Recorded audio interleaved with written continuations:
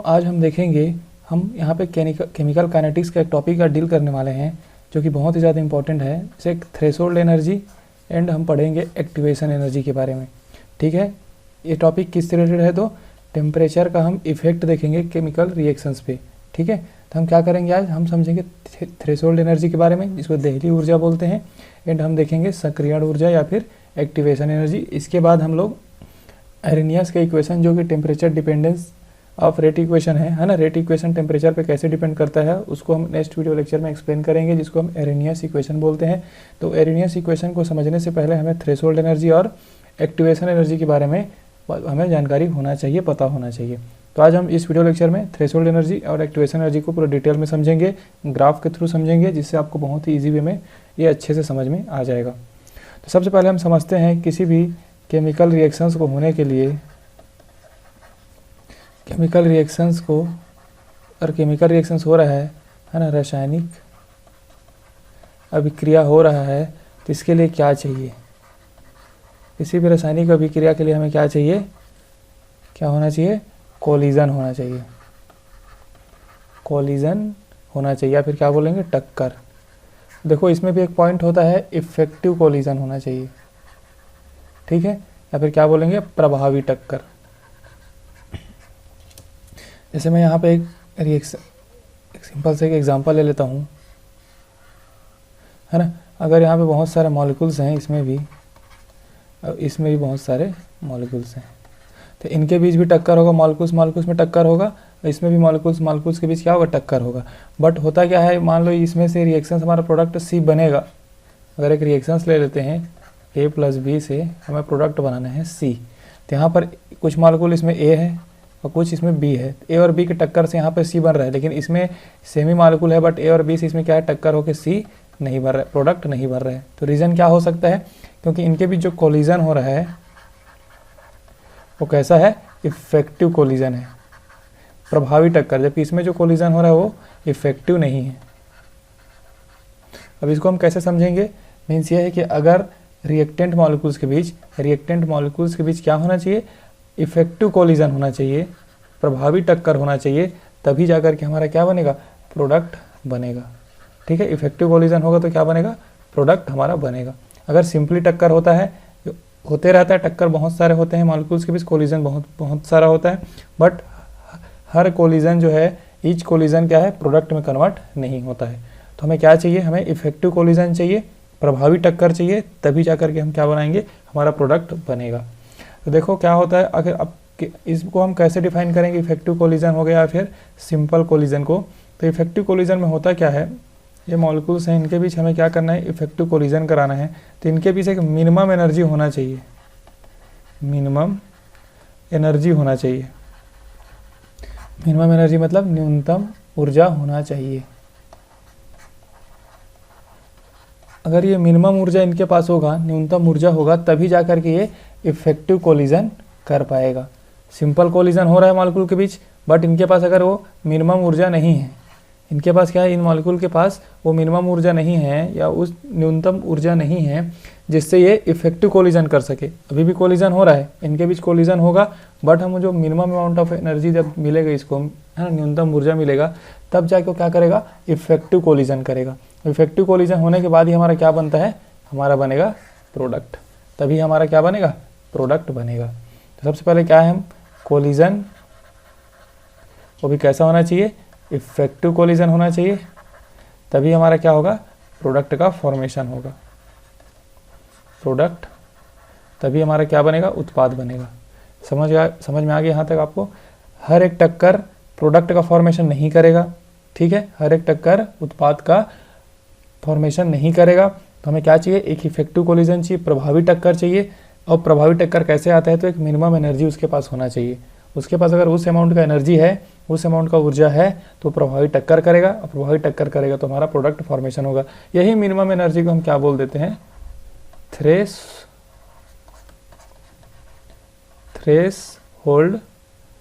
Threshold energy बोलते हैं। इसी मिनिमम एनर्जी क्या बोलते हैं, थ्रेशोल्ड एनर्जी या फिर देहली ऊर्जा। अभी मैं इसको और डिटेल में समझाऊंगा आपको एक एक करके।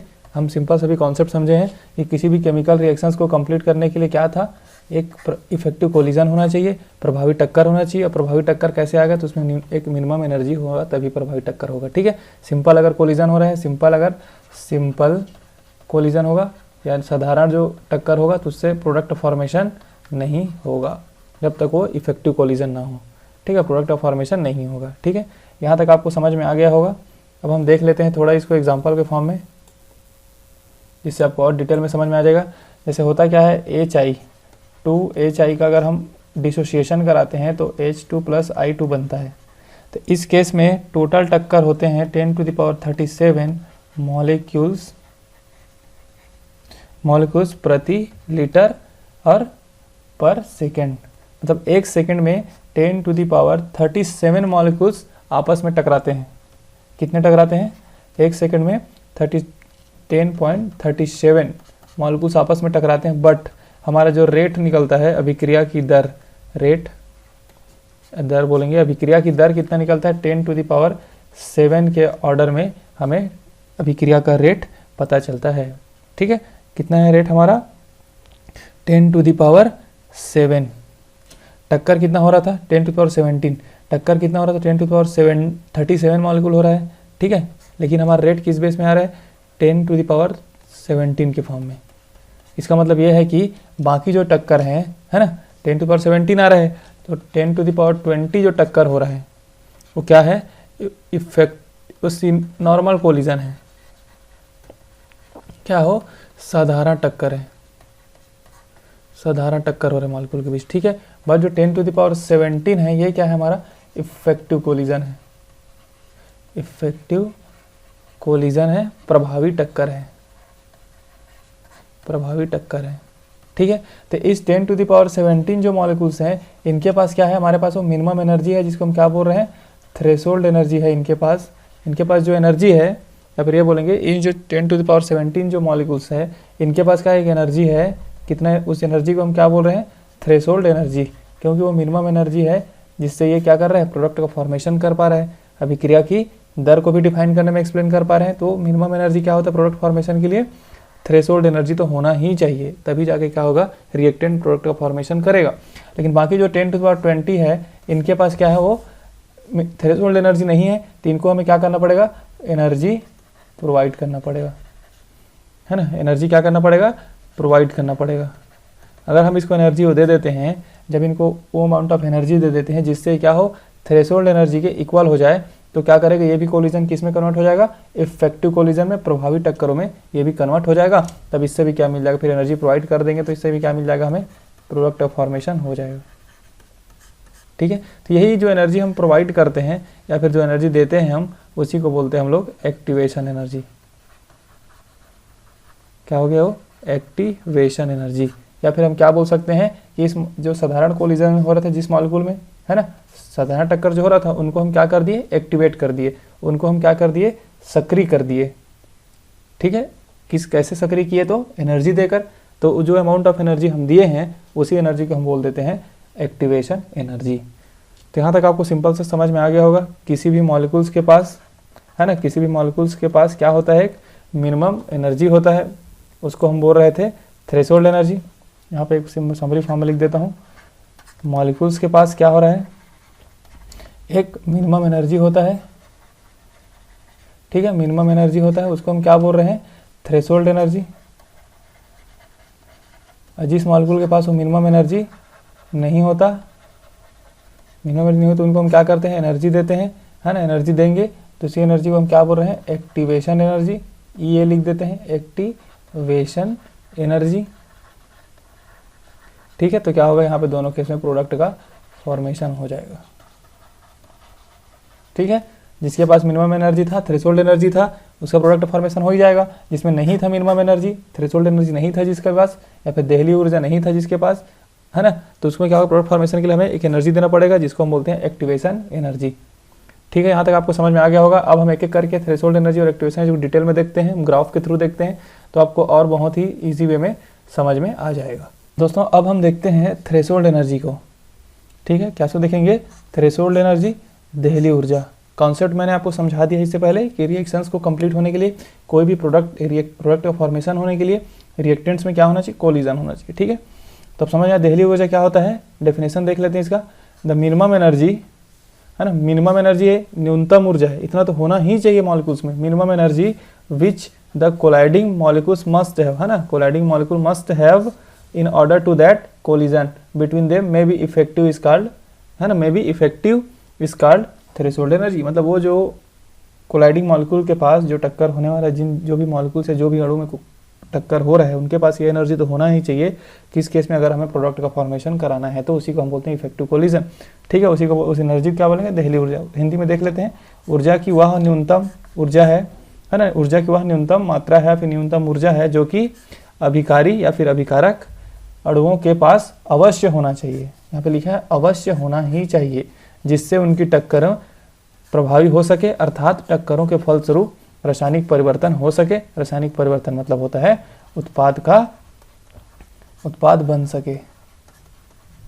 ठीक है, तो मिनिमम ऊर्जा उसके पास होना चाहिए, तभी जाके आपस में टकराएंगे, और टकराएंगे तभी जाके हमारा क्या बनेगा, एक प्रोडक्ट का फॉर्मेशन होगा। तो इसी को हम लोग बोलते हैं थ्रेशोल्ड एनर्जी।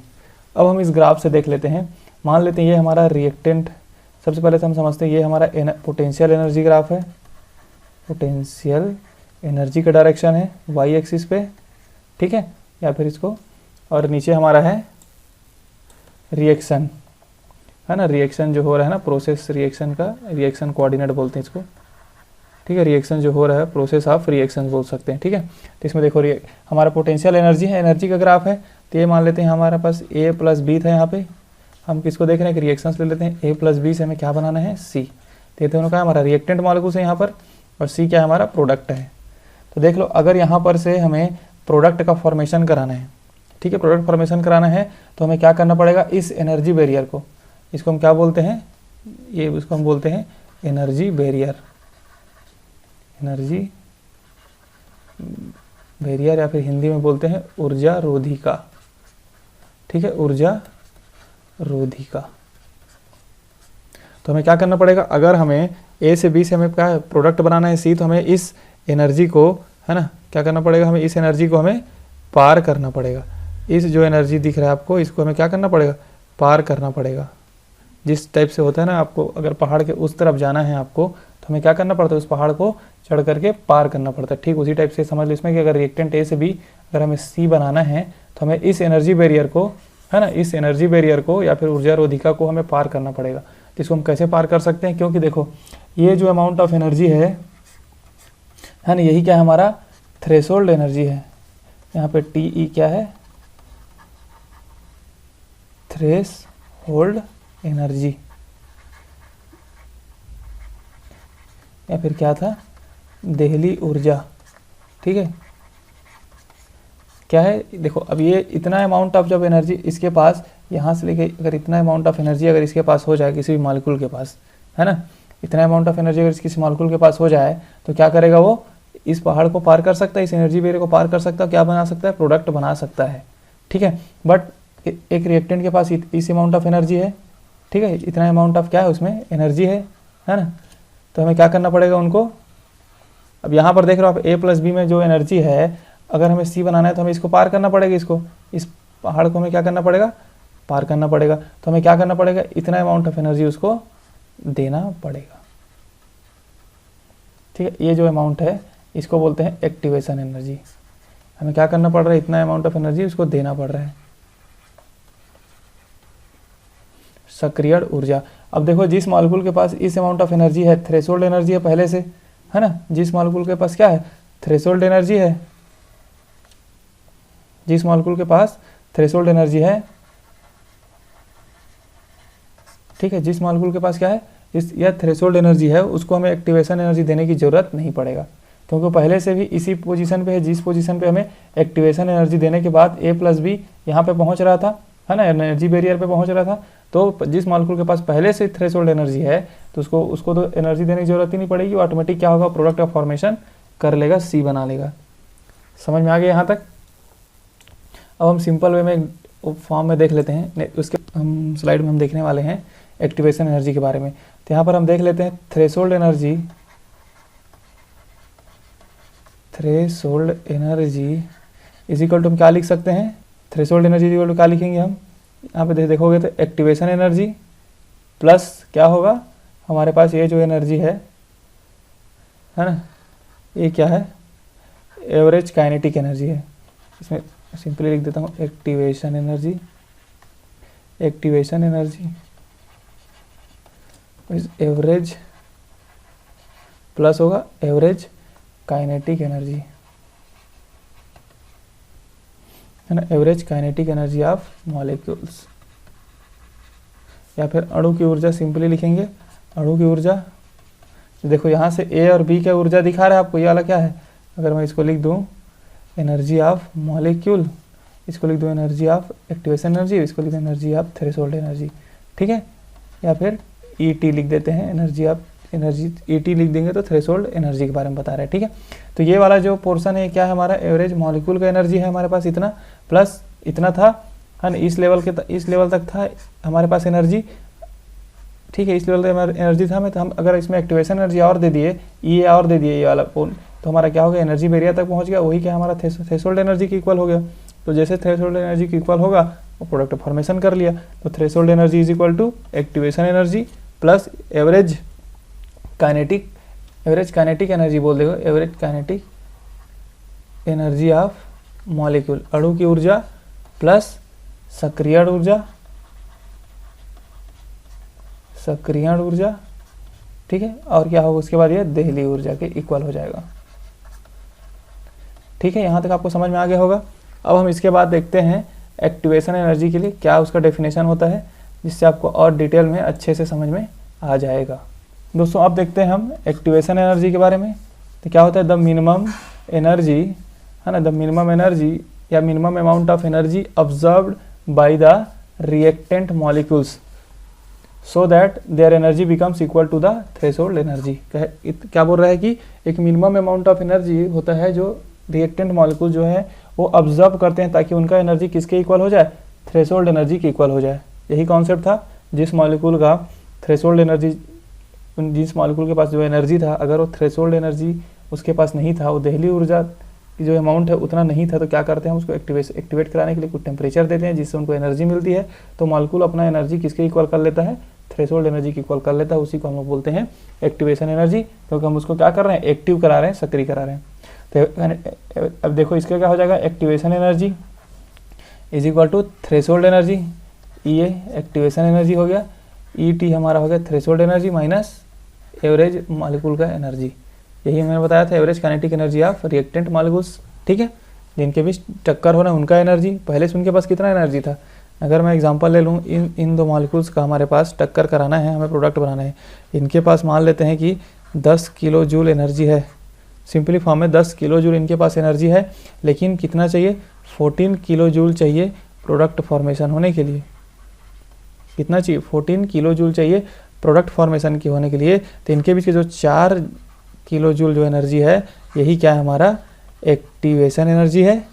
और ये जितना अमाउंट ऑफ एनर्जी है ये क्या है हमारा ई एम है, मॉलिक्यूल के पास एनर्जी है, और साथ में जो 14 किलो जूल है यही हमारा क्या है, थ्रेशोल्ड एनर्जी है। अब आपको बहुत ईजी वे में समझ में आ गया होगा, ठीक है। अब देख लेते हैं अब आगे। तो ये हिंदी में क्या बोलेंगे, अतिरिक्त ऊर्जा की मात्रा अभिकारी अणुओं द्वारा अवश्य ग्रहण करनी चाहिए जिससे उनकी टक्करें वास्तविक रासायनिक परिवर्तन में परिणित हो सके। मतलब ऐसा अमाउंट ऑफ ऊर्जा उनको ग्रहण करना ही पड़ेगा जिससे रासायनिक परिवर्तन हो सके, मतलब वही है, एक्टिवेट होगा तभी वो ग्रहण करेगा, ठीक है। तो इस ग्राफ से हम लोग देख लेते हैं, ये हमारा है ए और बी, ठीक है, ये हमारा प्रोडक्ट सी है। तो आपको मैं बता दी हूँ यहाँ से यहाँ तक के अमाउंट को हम क्या बोल रहे थे, ई एम है ये, है ना, ई एम की एनर्जी है। मतलब यहाँ पर मान लो एग्जाम्पल में ले लेते हैं हम लोग, कितना था, ये 10 किलो जूल था, ठीक है। ये हमारा क्या है, थ्रेशोल्ड एनर्जी है जो 14 किलो जूल है। एक ग्राफ पता है किसका, पोटेंशियल एनर्जी का है बटे रिएक्शन कोऑर्डिनेट का है, सेम ही है, इससे पहले मैंने एक्सप्लेन किया अभी, रिएक्शन कोऑर्डिनेट, ठीक है, क्या है, रिएक्शन कोऑर्डिनेट, ठीक है।